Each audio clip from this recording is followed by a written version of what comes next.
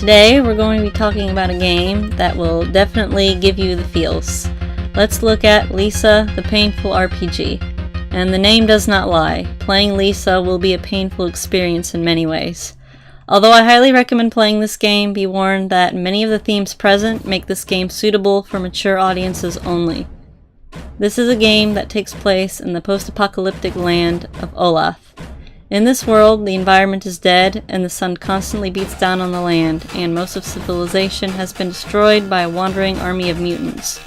Finally, humanity will die out, for you see there are no women in Olaf. All females have mysteriously vanished due to a mysterious flash of light. Despite how deep and dark the lore of this game is, we don't focus on the suffering of the world as a whole. The events of this game are fairly important in the grand scheme of things, but we don't focus on this. No, the story of Lisa is focused on the personal journey of a man named Brad Armstrong, and it is this character that we will be discussing tonight. It's going to be difficult talking about Brad without spoiling things, but I'll try to be as careful as I can. The game opens first with Brad as a small child, and he's being beaten to a pulp by a gang of bullies for standing up for his friends. After limping home to a broken down dump of a house, his father insults Brad for being beaten up again. He then throws a bottle at him and forces him to go to his room, and the scene fades out with Brad crying himself to sleep. Fast forward about 30 years, I'd say, and the world is destroyed. And most depressing of all, Brad no longer has his hair. Brad is wandering the desert one day and stumbles across a baby. A baby? In a world with no women. Not only that, but this child happens to be a girl. Brad decides to take this baby in and names her Buddy. There's a short montage of watching Buddy growing up and Brad taking care of her with the help of his friends. Now the true story begins when Brad returns home from a walk one day after saving a poor defenseless man stuck in a tree. His house is destroyed and his friends are either gone or dead. One friend explaining that Buddy, who is a budding teenager at this point, is gone right before he dies. Thus begins Brad's journey of scouring the wastelands for his daughter.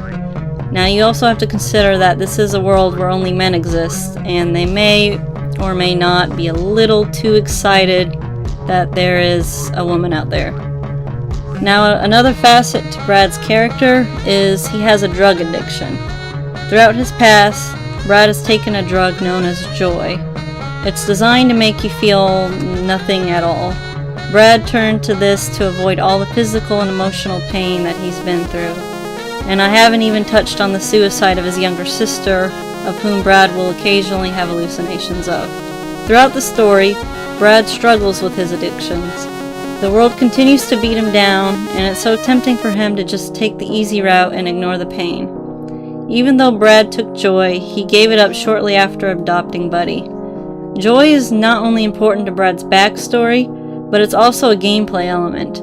Joy is an item that you can use in battle, and if you do, it fully restores your HP and severely increases your damage output. This effect lasts several turns and is essentially an easy button that you can press to make the game go so much smoother. The downside is that you enter a state of withdrawal. Your stats are massively reduced when suffering from withdrawal, and the only way to make the status go away is to either continue taking joy or waiting a long time for it to pass off naturally.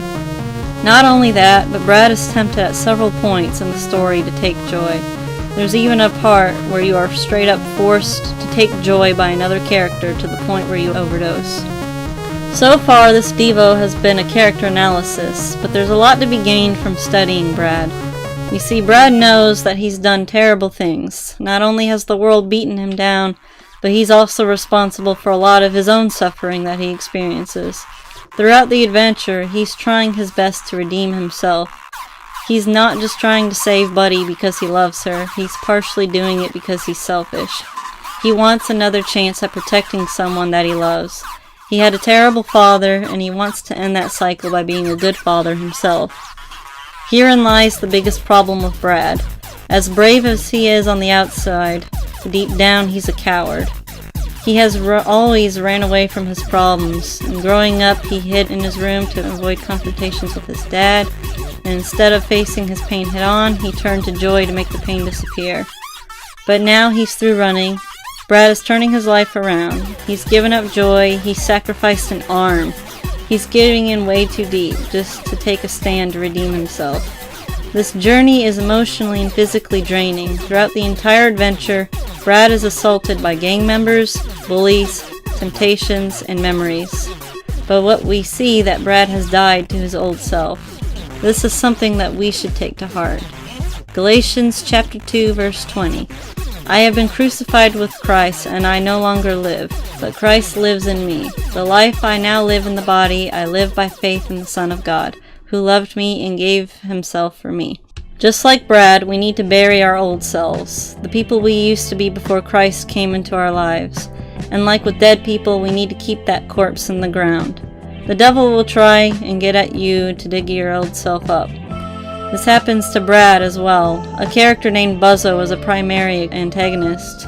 He knows of Brad's addiction and constantly reminds Brad of how much easier it would be if he just took some joy. 1 Peter chapter 5 verse 8 through 9. Be alert and of sober mind. Your enemy the devil prowls around like a roaring lion looking for someone to devour. Resist him, standing firm in the faith, because you know that the family of believers throughout the world is undergoing the same kind of sufferings.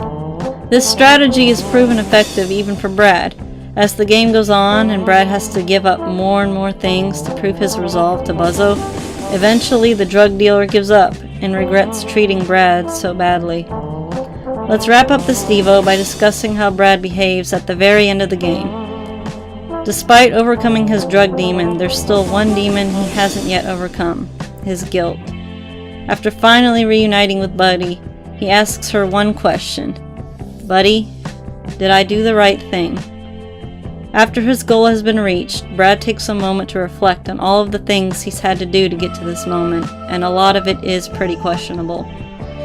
Another common tactic of Satan uses is to remind us of our corpse. If we won't dig it up, he'll do it himself and use it as a puppet to guilt and shame us, to make us feel like we aren't worth saving, like there's no point to following Christ. If only Brad would remember 2 Corinthians chapter 5 verse 17. This means that anyone who belongs to Christ has become a new person. The old life is gone, a new life has begun. For this week's World Quest, let's all analyze our lives and see if there's something that we used to do before we became Christian that we're still doing. Let the Holy Spirit guide you in this department. Next week, we're going to take a look at another character who takes a different approach to pain. So stay tuned for that, and have a blessed week.